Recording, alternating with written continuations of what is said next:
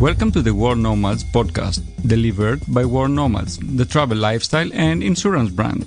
It's not your usual travel podcast. It's everything for the adventurous, independent traveler.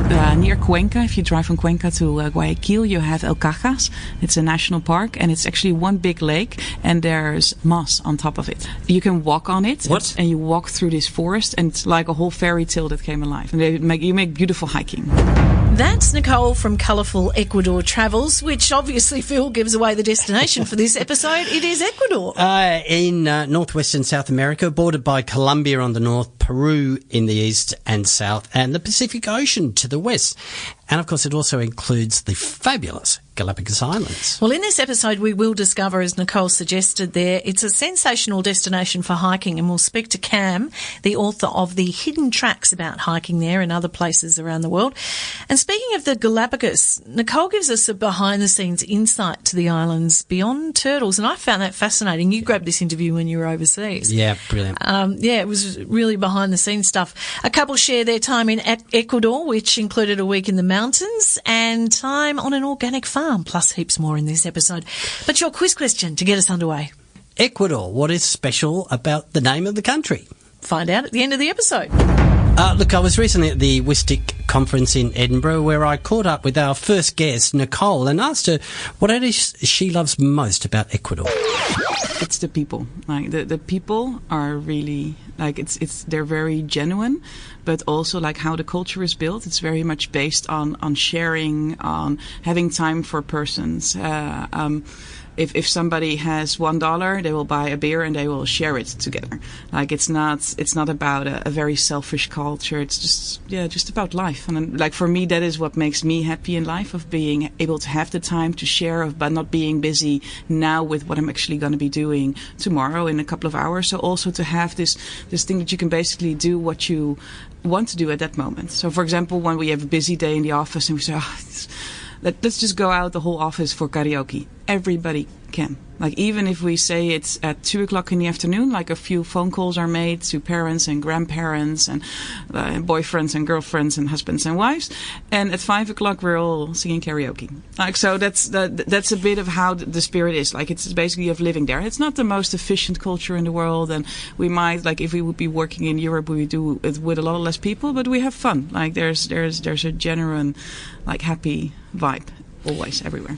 And so how is it one of those countries where the majority of people live in the capital, or is it spread out? Or it's quite spread out. Like the capital is Quito, so that has about 2 million people. So Guayaquil is the biggest city of Ecuador. It's the one of the most most productive city. It's based on the coastal area, so there it has about 2.5 million people. So those are like the two main areas where people live. In total, we have 13 million people living within Ecuador. A lot of more of Ecuadorians living outside of Ecuador, but after Quito and Guayaquil, like the biggest city is Cuenca, and that's about 500,000. So it goes down.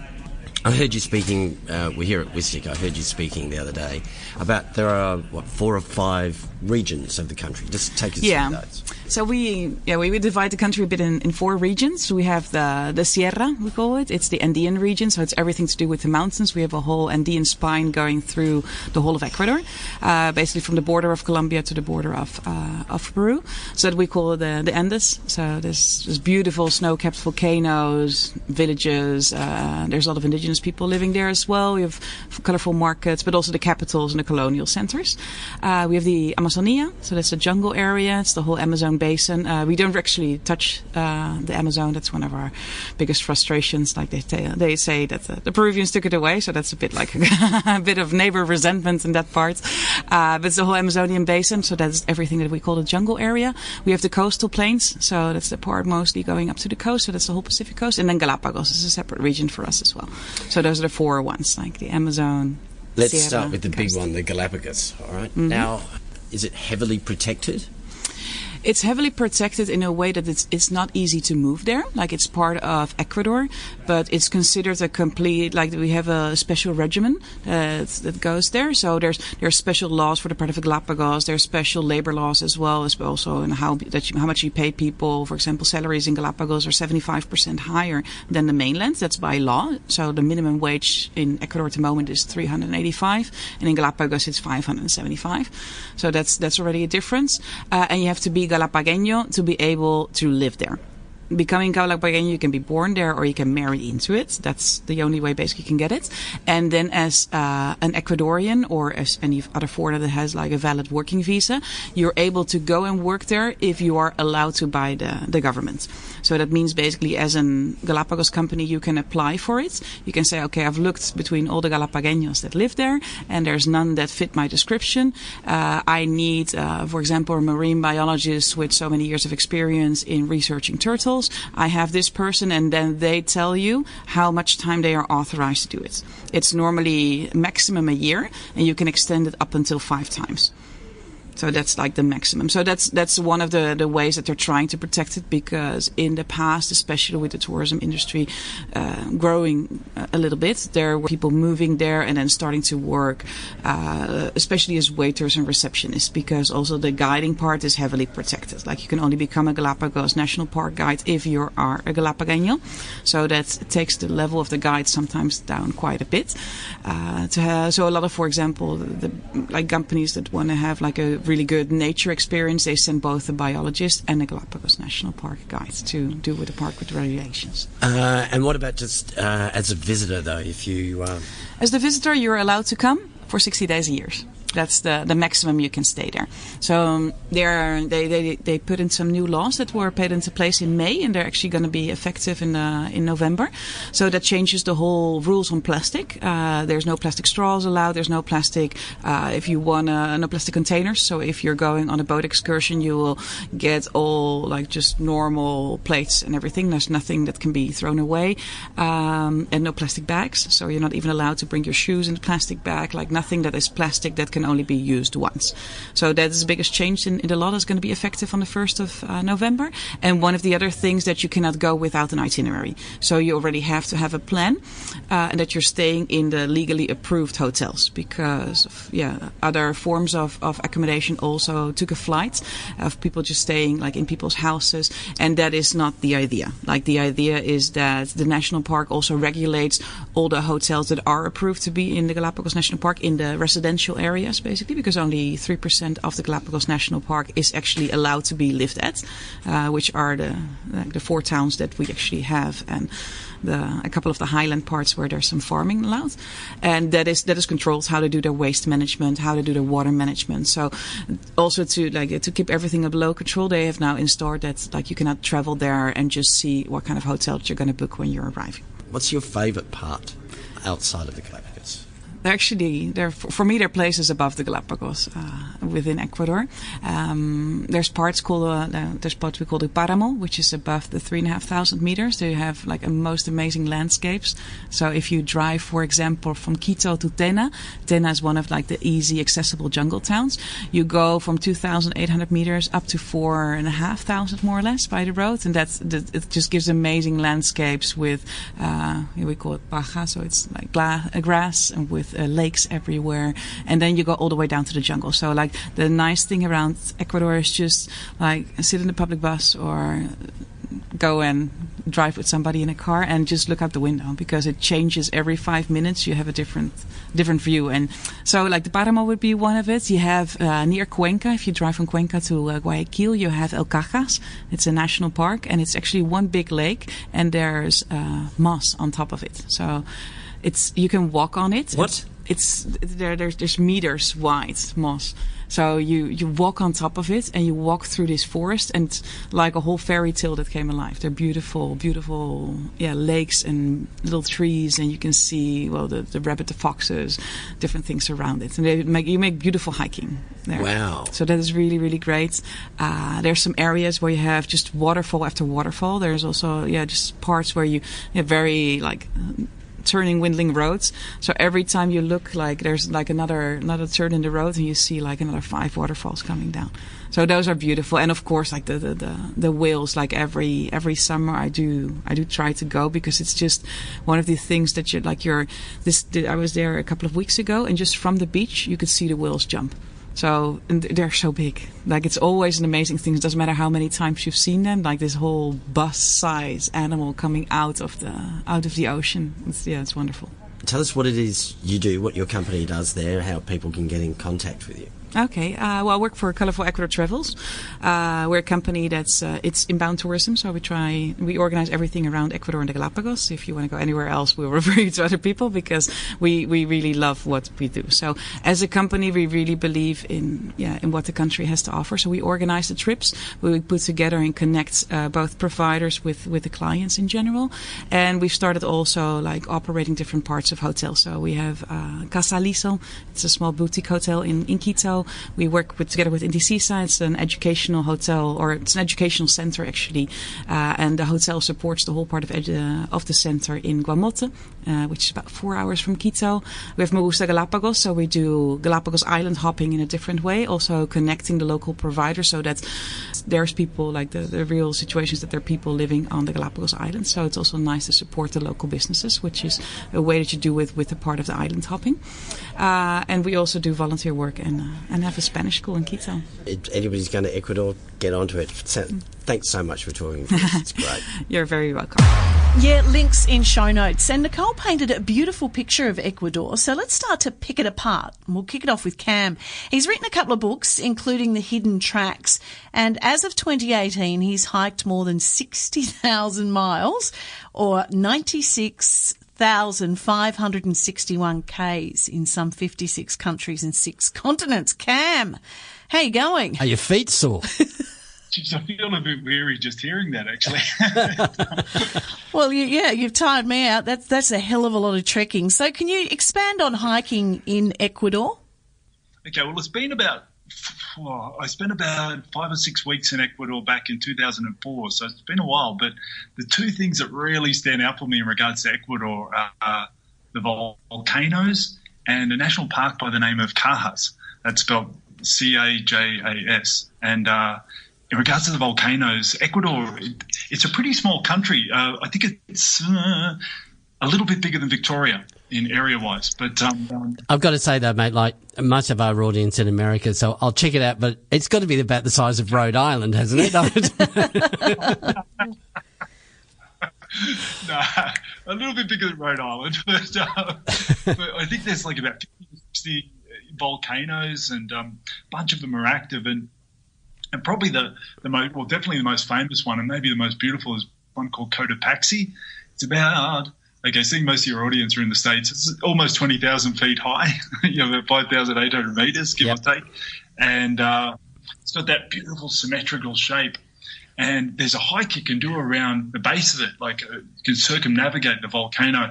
It's about 80 kilometers long, takes anywhere between 4 and 6 days. And it's just an absolutely gorgeous hike. And the whole time you just get this series of views of the volcano. And I think it's also one of the most active volcanoes in the world.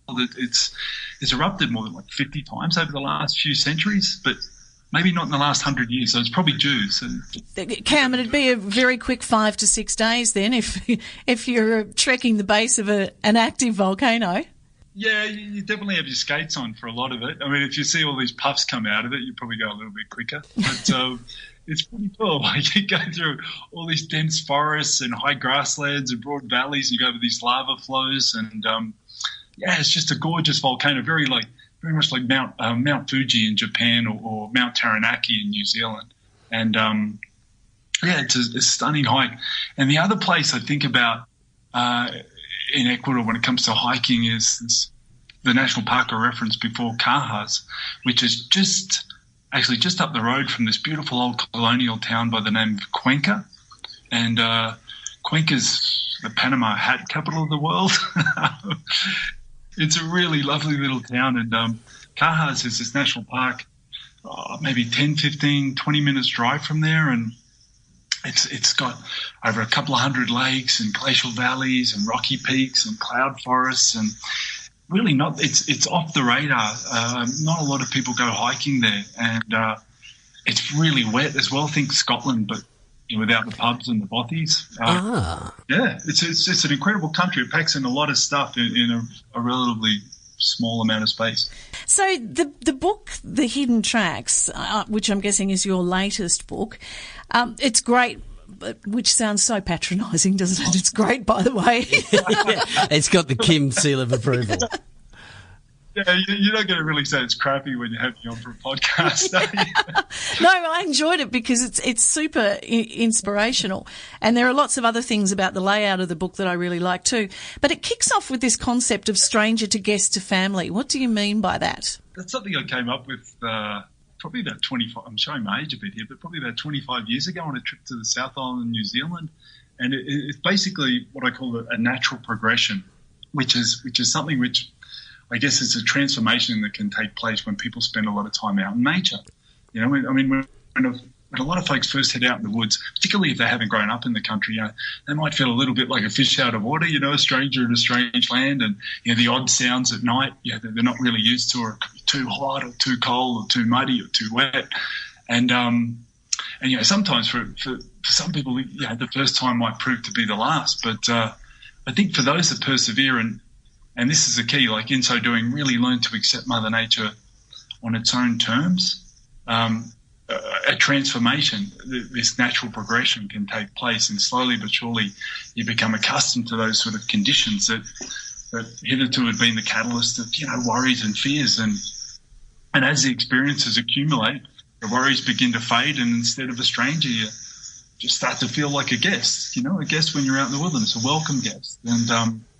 And then in the third stage, the guest to family. I like it. Phil, you love that kind of stuff, don't you? So what was your motivation then for getting off the beaten track? And obviously it's 60,000 miles. You're a pretty keen hiker. Yeah, you could say that. Well, I think, all the biggies like freedom and the challenge of it, connection with nature. But I think for a lot of it for me has always come down to just simplicity. I think I realised at a fairly young age that I was at my happiest when my life was at its most simple, and I was at my most miserable when everything was complicated. And I think spending time out in the woods, when you've got everything you need in the world on your back, it really hits home that you don't need a lot of stuff to be happy, and I think that's always been a huge motivation for me for heading out into the wilderness. So what have been some of the challenges then? You've painted a pretty romantic picture, but, this concept of stranger to guest to family, as we know with families, it can often be a rocky road. All right, I'll give you the flip side. Back in the mid-90s, there was one time I was attacked by a rabid dog when I was hiking in this oasis in Egypt. Actually these sand dunes just outside this oasis by the name of Siwa. There's been other times like this region in the north of Mexico called the Copper Canyon area. It's an incredible region. It's like 4 times bigger than the Grand Canyon. And I've done about 5 trips there over the last 2 decades. But the very first trip, it was the first bus ride I ever took when I first came to Mexico. It was robbed by these masked bandits like at 2 or 3 a.m. in the morning. I had a gun held to my head. Phil loves these kind of stories. This is great. Yeah. What do you get to do then in terms of treks? Yeah, what do you want to do? There's still a few places out there. I've never been to Kyrgyzstan. I've always fancied going to Kyrgyzstan, and actually the Kimberleys in Australia. I've been to Western Australia, but I've never been up to the Kimberleys, so I'd like to spend a bit of time up there. And there's parts of Ethiopia, the Rift Valley area in Africa that I'd love to get to. I think it's one of those things where, irrespective of how much hiking you've done or how many places you've been, there's always something else to do, and there's always other places to explore. And yeah, it's been something I've done pretty much my whole life, and something I plan to continue to do, or I hope I continue to do for the next 60 years or so. Well, listen, it's been fabulous talking to you, and I guess it'd be great to finish on a single piece of advice for anyone that's thinking about doing a long-haul trek. The big thing is really preparation, just doing as much research as you can and getting as fit as possible. And also, I think, traveling as lightly as you possibly can, because, it's tough to enjoy a long hike when you're carrying the kitchen sink on your back, Yeah. And you see, that's a huge thing. When I do talks and conferences, I'm often going on about traveling as lightly as possible and emphasizing necessities rather than superfluous luxuries, because it all adds up. And a lot of it gets back to that whole idea of simplicity, just not needing as much stuff. I think they're actually bamboo underpants you can buy, Phil. Well, you don't have to take them off for a week. Please. Bamboo fibre, I hope, and not just, strapped together from pieces of bamboo. Hey, I'll let my fingers do the walking while we're having a chat there. Ecuador is only very slightly smaller than Colorado. Beautiful. We've got the US reference in there. Cam, thanks so much. We'll have links to not only your books, but also your Instagram and a couple of other things in our show notes. Yeah, great talking to you, Cam. Just one last thing in regards to the undies. Yeah? Yeah, look, I know the bamboo probably sounds nice, but really you've got to go commando. That's even better. Yes. Fair enough. Yeah, that's even better. Links to where you can pick up the hidden tracks and more on Cam in show notes. Now, Katie and Ben Phil are otherwise known as two wandering souls, and they have been to a number of destinations, including Ecuador, which they say was unforgettable. We've got the guys on Skype now. Hey, Katie, Ben, two wandering souls. Hi. Hey.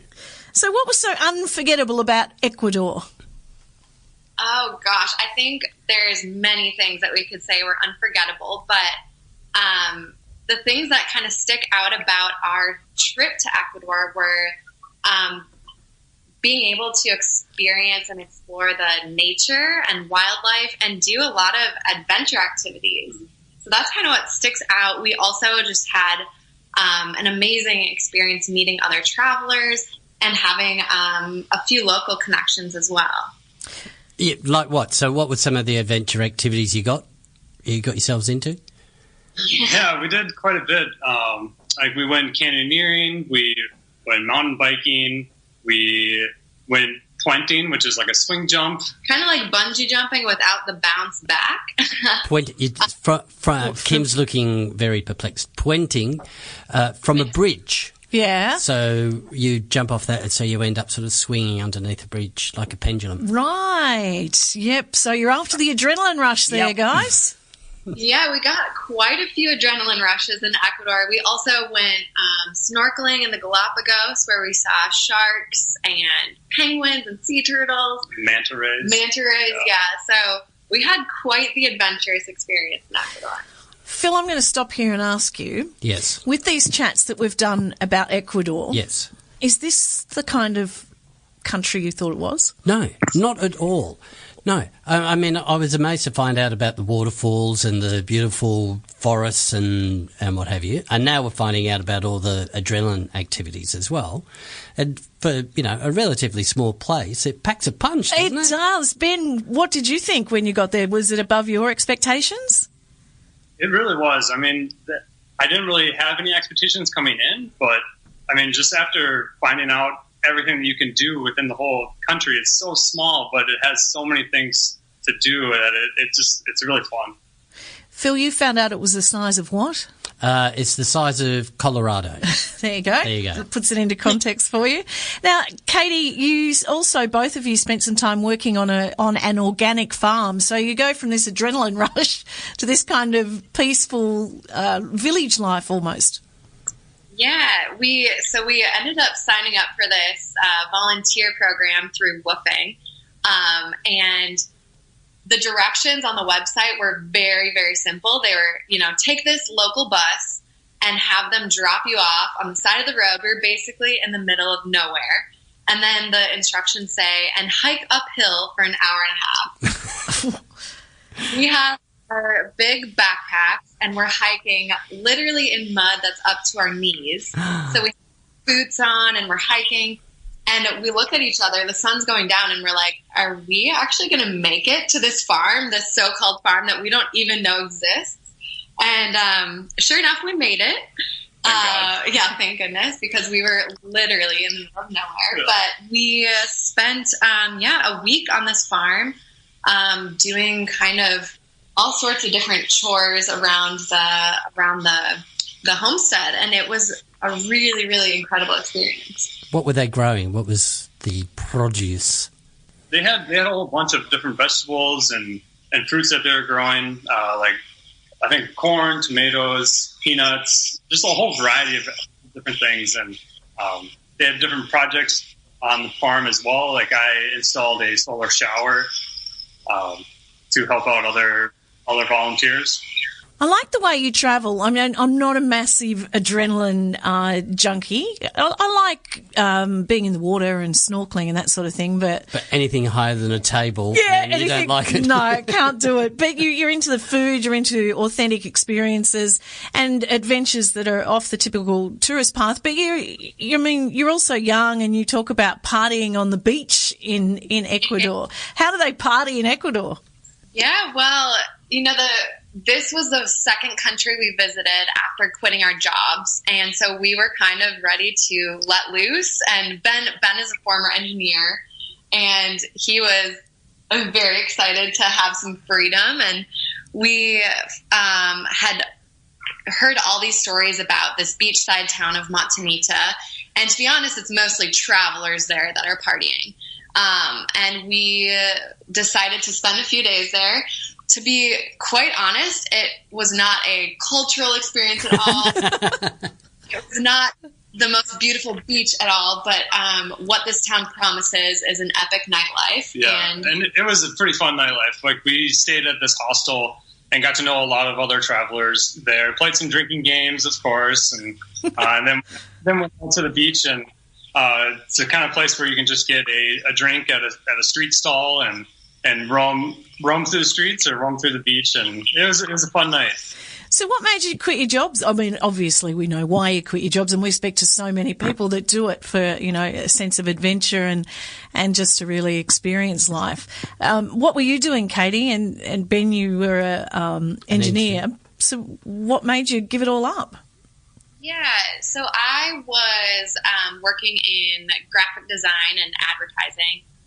And we actually both really liked our jobs, and we had a comfortable life, and we had a great apartment, great family and friends, but we just kind of realized that we could see ourselves in that same spot in 40, 50 years, and we decided that we wanted just a little bit of a chance to experience something different.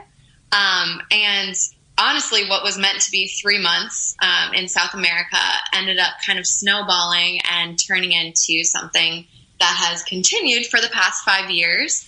So, yeah, it was kind of an accidental quitting our jobs and kind of staying that way. But, yeah. It seems to me that Americans have not really done that very much in the past. They've all been very much career-oriented. And I just get the feeling that more and more Americans are deciding to chuck it in for a while and go travelling. Yeah, it's tough when you're working at a company and you only have 2 weeks vacation for the whole entire year, and that was kind of what we saw, and we wanted to have a little bit more time to travel. And so I guess a lot of Americans want to have more freedom and kind of get out of that type of like the everyday routine. But and I think just the ability now to work online and be able to make money remotely is making it so much easier for people to pick up and quit their jobs and travel if that's what they want. Or create a new job online. Yeah, well, a graphic designer, Katie, that's easy for you to do remotely, but it's probably not very easy to build roads or something, Ben. I don't think he wants to. No. Yeah, it's been a little bit of a learning curve for me just to pick up more website development and design. And Katie's taught me a lot too. I'm making it work. It's pretty good. We've been talking that lifestyle up, but what's the worst thing about it? I mean, do you get homesick? Good question. Yeah. There's a lot of worse things, actually. Yes, we do get homesick. We have missed out on a lot of events back at home, a lot of weddings or births or just everyday kind of things that we feel like we're missing out on. But at the end of the day, it's there's nothing that can really replace the freedom that we've been able to create. Well, the world is a big backyard. Your blog will share in show notes with some great stories, not particularly about Ecuador, because all the stories are great. All the stories are great. But there are things there about getting down and dirty on the farm. Also, border crossings from Ecuador to Peru, which Katie's not a big fan of. Katie? Yes, we had a not-so-fun border experience. And to be honest, I think land crossings, like when you're crossing through a bus, is never really a fun experience. Especially when it's in the middle of the night. Yes. and especially when the bus is not the most comfortable. But it's all part of the journey. Yeah, well, you're on a great one. You're in Bali at the moment. We'll let you go. And what are you going to do? Hit the beach? Hit the waves?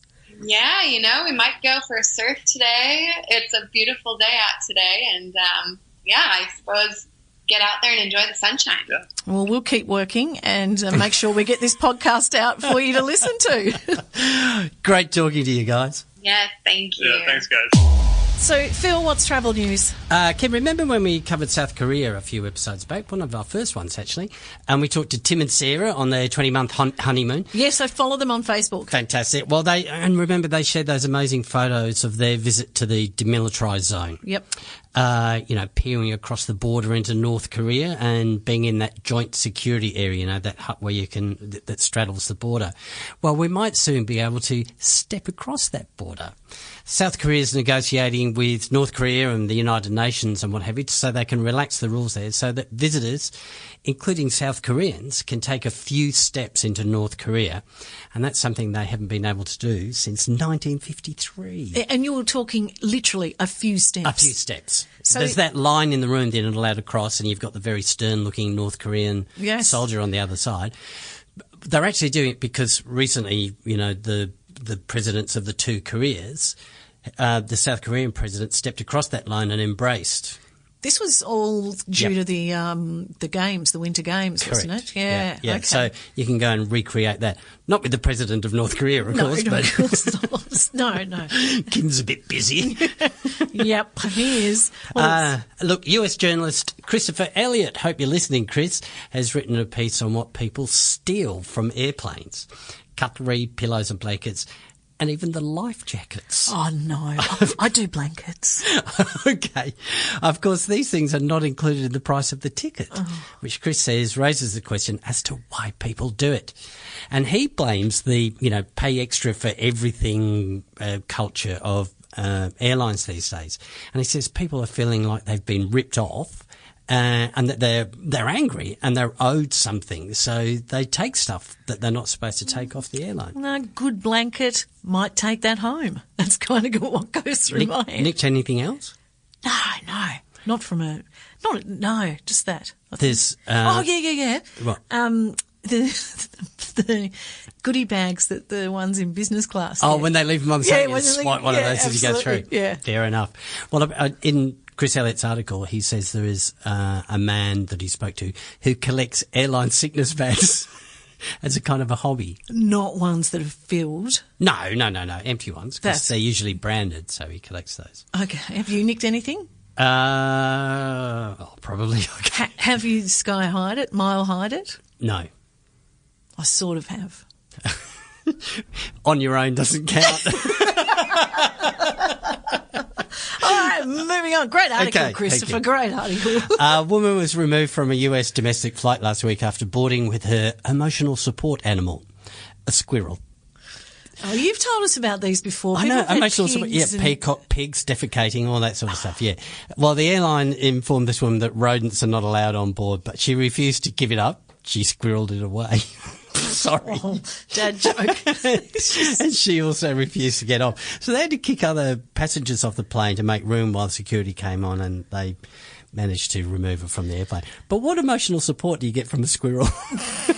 Well, look, we should be laughing. I'm not sure. I don't know. I'd like to play devil's advocate, but yeah, you're right. Okay. All right, finally, Kim, have a listen to this.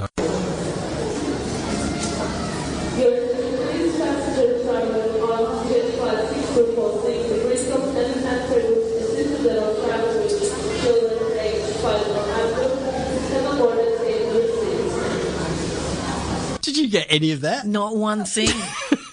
Not one thing. Who captured that? The indecipherable boarding announcement. All right, it's quintessentially airport, right? You're at an airport. I like those. I've no idea what they're saying, but they make me feel like I want to travel somewhere. Yeah, You know you're at an airport when you hear that.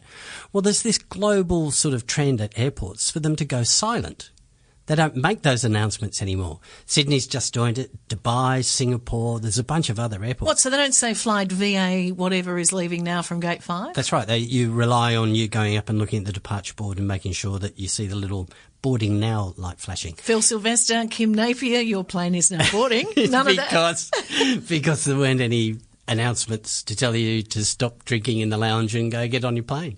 So you have to keep an eye on it yourself. Hey, thanks for that. That's all right. That's my travel news. Jubel is one of our partners, Phil, for our Unexpected Stories campaign. Now, separate to that, do you want to just tease us about this couple that you've found that we're going to chat to in a future episode? Oh, no, there's another partner as well from Practical Wanderlust, and Leah Garcia called us, and she has had this litany of horrors happen to them while they were on their honeymoon. They did a year-long honeymoon. They've ended up making, 2 insurance claims with us, but they've, crashed a car into a French castle, had to be rescued from a waterfall. I mean, it's like the worst honeymoon ever. Well, that's coming up in a future episode, but we are talking about our Unexpected Stories campaign, which is happening now. Now, people are asked to read one story from each of our 5-story categories and then vote on the favourite one to win a mystery trip for 2 to a surprise destination. We'll give you the details a bit later on. Yep. Jubel is providing the trip, and Nico is with us to tell us about the company and why it's such a good fit for this Unexpected Stories campaign. Welcome, Nico. Hello, Nico. Hey, guys. How's it going? Happy to be here. Tell us about Jubel. Why is it a good fit for this campaign, Unexpected Stories?